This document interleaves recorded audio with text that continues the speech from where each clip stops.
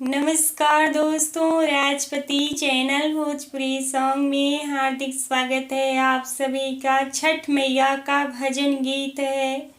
कैसा लगा कमेंट में आप लोग ज़रूर बताइएगा हमें। अंगना में चौका पुराई देवो, चननी तनाई देवो। अंगना में चौका पुराई देवो, चननी तनाई देवो। बिचवा में कलशा धराई देवो, कोसिया भराई देवो। बिचवा में कलशा धराई देवो, कोसिया भराई देवो। बिचवा में तुलसी लगाई देवो, दूधवा रगी देवो। बिचवा में तुलसी लगाई देवो, दूधवा रगी देवो। दूधवा रगी देवो।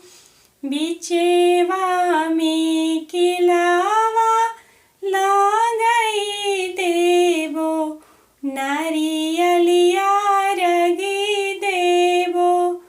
बिचवा में किरावा लगाई देवो, नारियलिया रगी देवो।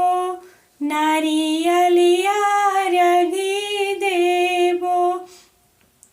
अंगना में होमिया कराई देवो, मनसा पुराई दी।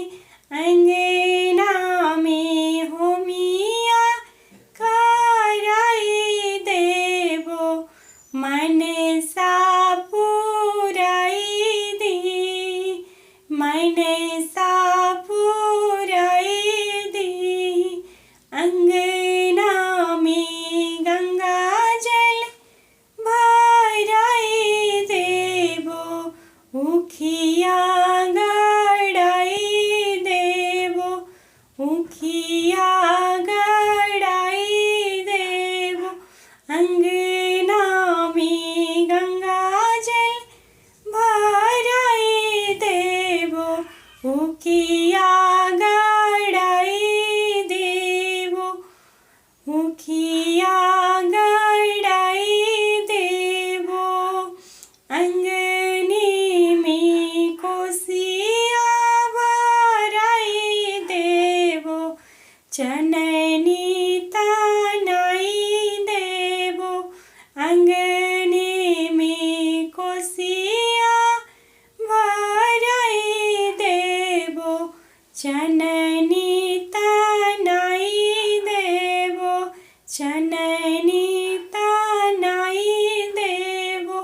अंगने में चौका पुराई देवो, गीतिया गवाई देवो। अंगने में चौका पुराई देवो, गीतिया गवाई देवो। गीतिया गवाई देवो। गीतिया गवाई देवो। वीडियो अच्छा लगा हो तो प्लीज़ लाइक शेयर सब्सक्राइब जरूर कीजिएगा। धन्यवाद दोस्तों।